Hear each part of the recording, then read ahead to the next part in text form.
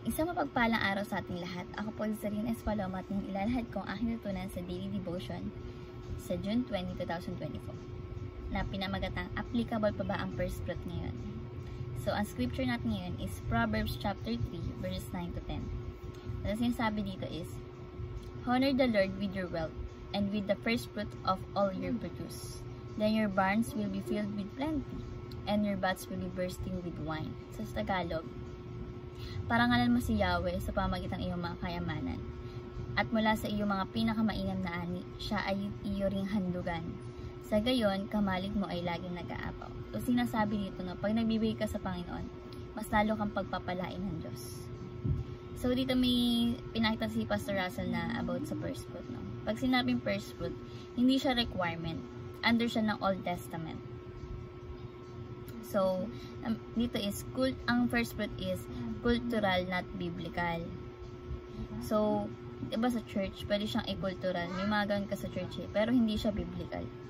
Next is requiring. Pag sinabing requirement, hindi na siya voluntary, no?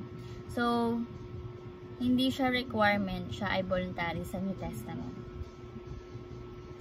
Number 3 is prosperity gospel. Like, diba may mga kolekta or para mabibigay ka sa church, tapos papatay na mga establishment, gospel, ganun po. Ayun yung pag sinabing first fruits. So, ang teaching natin ngayong umaga is, first fruit is voluntary. First fruit as voluntary sacrificial giving is giving the first portion of your income. Sa New Testament, laging voluntary in sacrificial giving. No?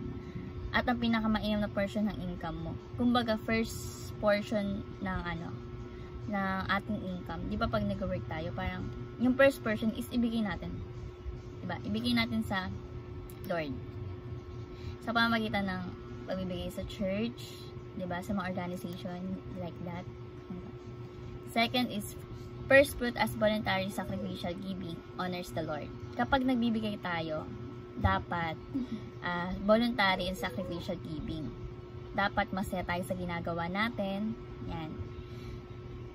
Sa pagbibigay natin, may kurot sa ating puso kasi yung bibigay natin is mahalaga. Mahalaga sa atin. Diba? Sabi nga doon sa nakaraang devotion natin, pag nagbibigay tayo sa iba, dapat may kurot sa ating puso. Hindi yung wala lang sa atin. Natutuwa si Lord kapag ginagawa natin yung pagbibigay sa ating kapwa, sa mga nangailangan, sa kapwa natin mananampalataya. Kung ayan ay hindi parang tax, kundi voluntary and sacrificial giving. Ayun dapat daw, hindi siya parang tax, kundi voluntary, bukal sa puso mo na magbigay sa ating kapwa. Next is, first fruit as voluntary sacrificial giving can be one of the means to receive blessing from God. Pinapractice daw natin yung first fruit as voluntary and sacrificial giving. Practice na po natin yan. So, nagtatanim tayo. Tinatanim natin yung binibigay sa atin ng ating Panginoon. At ito ay kaparaan ng Diyos para pagpalain tayo. So, kapag nagtatanim tayo ng binibigay sa atin ni God the blessing, tapos, binibigyan din sa iba, mas pagpapalain tayo ni Lord. When we give, we're expressing our faith. Lord, I know you. You will provide for me. Diba? Lahat ng bagay ay galing kay Jesus. So, pag nagbigay tayo sa isang mission organization or etc. Pag nagbigay tayo, is galing kay God. Diba? Lahat ng binibigay natin, galing kay Lord. That's why I'm honoring you with my wealth, my first fruit. Diba? Ay yung sinabi ni Pastor Russell. Nakita ng ating Panginoon ang ating pananampalataya, kaya mas lalo tayong pinagpapala. So, pag nagbibigay tayo, is nakikita ni Lord. Pero yung pagbibigay natin sacrificial and voluntary, hindi yung pilit, galit, ganun. So, nakikita tayo ni Lord. Pinagpapala tayo ni Lord lalo. As long as masaya tayo sa ginagawa natin, voluntary and sacrificial giving, mas masaya na si God. And mas lalo nga tayong pagpapalain.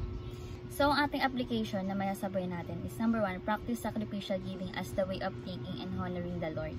Yung tithing at first fruit sa New Testament, ito ay voluntary and sacrificial giving. Hindi siya requirement, hindi siya sa pilitan.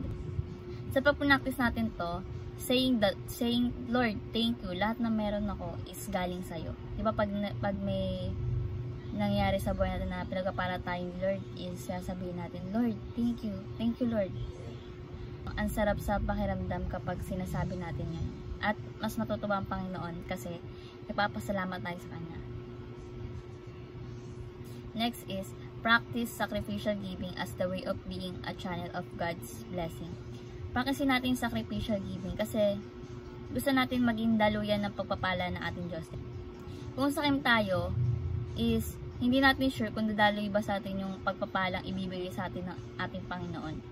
Pagbukas palad ka sa iba, sa mga manggagawa ni God, mga gawain sa church, mga nangailangan, kahit hindi mo kapwa mananampalataya, dadaloy sa iyo yung pagpapala ng ating Panginoon. Pero kapag ikaw hindi bukas palad at sinakim mo lahat ng pagpapalang binibigay sa atin ng Panginoon, huwag mo asahan na maraming blessing na darating sa iyo. Kailangan bukas palad ka sa iba. At ito ay ikatutuwa ng ating Panginoon. And lastly, practice sacrificial giving as a way of showing that we trust God to provide for our needs. Practicing daw natin yung sacrificial giving. First fruit, tithing, yan. Lahat na nawawala sa atin is i-replenish ni God. Sa principle nga sa Bible, the more you give, the more you will receive. God is generous to generous people. Mas lalo tayong tatanggap ng pagpapala ng ating Panginoon. Kapag mabait ka, is lalo kang pagpapalain ni God. Diba? Pero ayaw ni God na ikaw yung mas mabait sa Kanya. Kailangan siya yung manguna, siya mas mabait. Diba? Kaya nga, God is generous to generous people. So, ayun nga po yung aking tutunan sa daily devotion, no?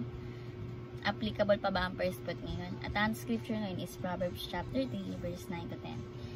Ayun lang po at maraming salamat. Thank you sa pakikinig at God bless po sa ating lahat.